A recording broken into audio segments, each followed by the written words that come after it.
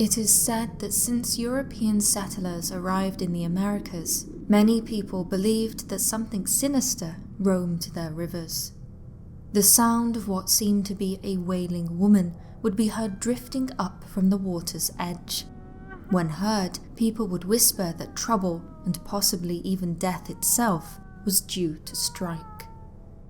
The wailing was thought to come from the spirit of a woman, whose tragedy was preserved in oral tradition, echoing down the generations, and, if the tales are to be believed, perpetuating more tragedy. For rather than simply being an omen of death, it is said that the weeping woman was the one to inflict it. The story of the weeping woman has evolved throughout time and has many variants. Since at least the turn of the 20th century, the figure at the center of this terrifying tale has been called La Llorona, which means the weeping woman in Spanish. Despite the prevalence of La Llorona folklore, tracing its origin is complicated due to the existence of several different versions of the story. In one popularized account of how La Llorona came to be, the wailing woman's name was Luisa. In oral tradition, she is described as having been a woman of the people, most beautiful, faithful, and good.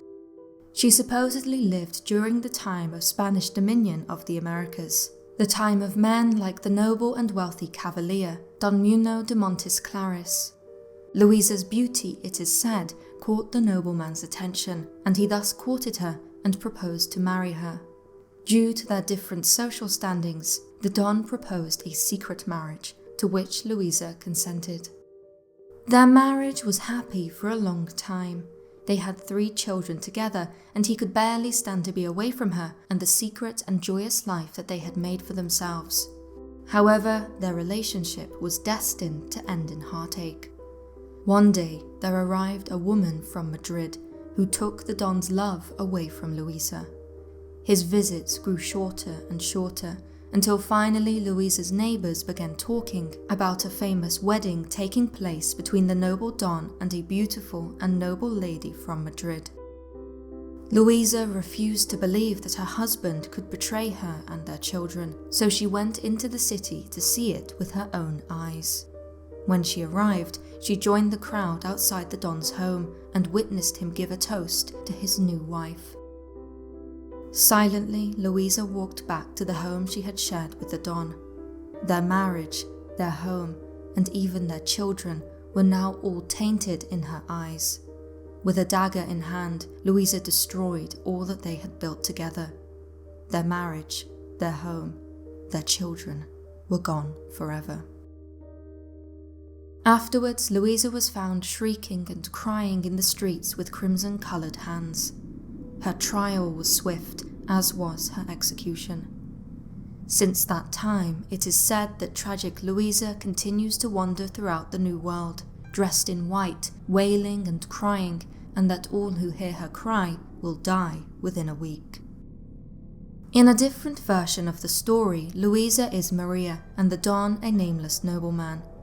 Luisa has also been said to have thrown her children in the river upon discovering her husband's infidelity, whereupon she too died, searching for them by the water.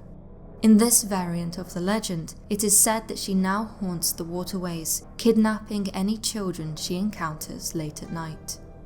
Most often the story states that the spectral woman is dressed in white. The story of Luisa and the Don, whilst claimed to be true by many, is extremely difficult to verify. Even though stories passed by word of mouth invariably change, it still may be that a grain of truth is retained. Those who have analysed the Weeping Woman legend have suggested that La Llorona has a long tradition, which may date back to the initial Spanish conquest of the Americas. Shortly before the Spanish arrived, a story supposedly began to circulate amongst the Aztecs of a weeping female spirit who appeared before several witnesses.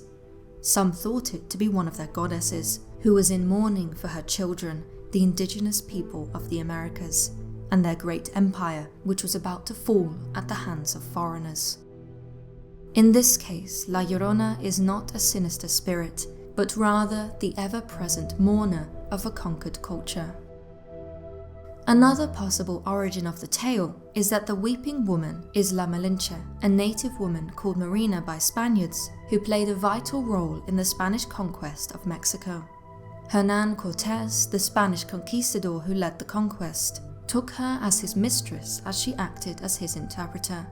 Marina was always at Cortés's side, and they even had a son together. However, their relationship eventually broke down, with some suggesting that she was cast aside when Cortés married a noble Spanish lady.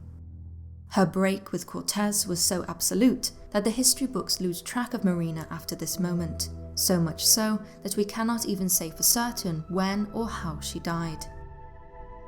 Although some parallels exist between the stories of Marina and the legendary Luisa, Marina's son by Hernán Cortés, Martin Cortés, grew up to be a formidable man, even being anointed a Knight of Santiago by the King of Spain, the highest military honor of the time. The fact that we can trace Martin into adulthood does not seem to align with the tragic end that the weeping woman's children supposedly met. However, even then, it could be interpreted that when Martin was sent to Europe to grow up at a royal court, it was seen by native peoples as a sort of sinful abandonment on the part of Marina to allow her son to go down the river and be taken by foreigners. It may also be the case that La Llorona is a legend that fuses the new and the old worlds. Certainly, the story does bear resemblance to certain archaic myths. The indigenous people of Southern California have a creature in their folklore known as the maxilor, which is said to cry in trees. When one hears that sound, it is said to mean certain death. From the old world, there is the tale of the Greek demigoddess Lamia. According to legend, she had an affair with Zeus, the king of all gods. Once Hera, Zeus's wife, learned of her husband's betrayal, she killed all of the children Lamia had by Zeus. Driven mad by the death of her children, Lamia was said to have begun wandering the earth, abducting children. It could therefore be that some form of syncretism, a merger between old and new, led to the birth of the Weeping Woman legend.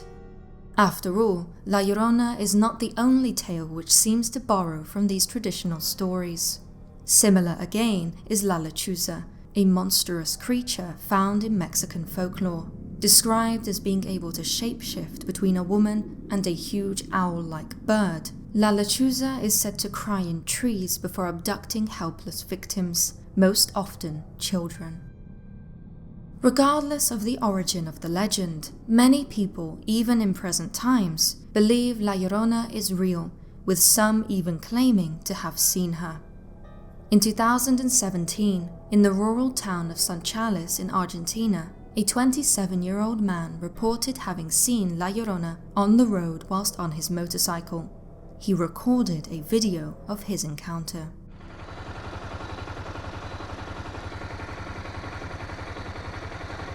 Dos veces. Está bien, me voy. Está bien, me voy. Está bien, me voy. Concha de su madre. It appears as though the man was forced to stop when he realized a white spectre was in the middle of the road. When it starts approaching him, he can be heard repeating, "It's okay, I'm leaving." Whilst nothing definitive can be ascertained from this footage, it is not a singular incident. There are a great number of videos similar to this one that purport to have captured the weeping woman on camera. And reported encounters with the spectre are nothing new. In the past 100 years, La Llorona has emerged out of oral tradition and has begun to be reported in news articles. One example dates back to 1917, when a local newspaper reported a rash of sightings of the Weeping Woman on Cameron Street in San Antonio, Texas. In more recent times, the malevolent spirit has supposedly moved further north, to places including Indiana, where La Llorona sightings have been reported since the 1990s. And with increased usage of the internet and video sharing sites like YouTube, reports of La Llorona are only becoming more prevalent. Indeed, if one were to link the weeping woman to many white lady ghost sightings around the world, then this may even be a global phenomenon. A similar tale can be found in England, where a white lady supposedly haunts Porchester Castle.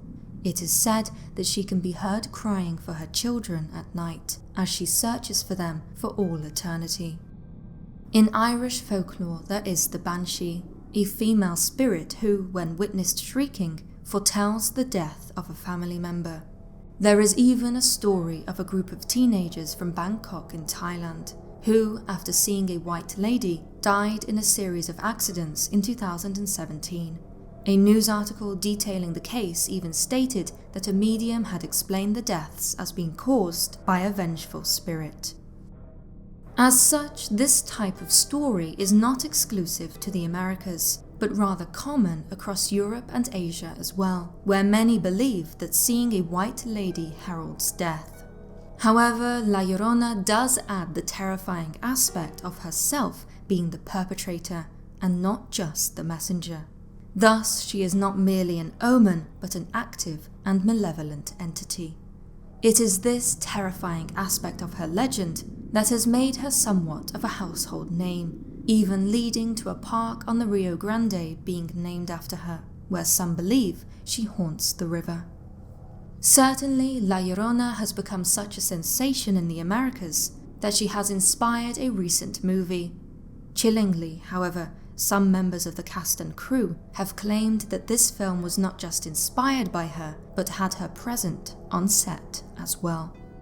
The director of The Curse of La Llorona, Michael Chavez, who claims to be generally skeptical of paranormal phenomena, stated in a newspaper interview with the Los Angeles Times that "We did have some creepy supernatural occurrences. Half the crew actually does believe that the house we shot in was haunted, and there might have been something to that."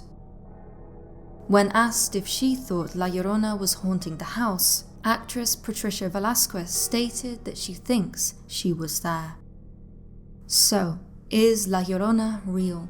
Many people certainly seem to think so. However, with all things such as this, seeing is believing. And when seeing foreshadows death, perhaps it is best not to know. Thank you for watching, and an extra thank you to our patrons for all of your continued support. If you enjoyed this, I encourage you to like and subscribe for more of the paranormal if you have not done so already. And if you cannot wait until my next video, why not check out the one suggested on screen now? Until next time.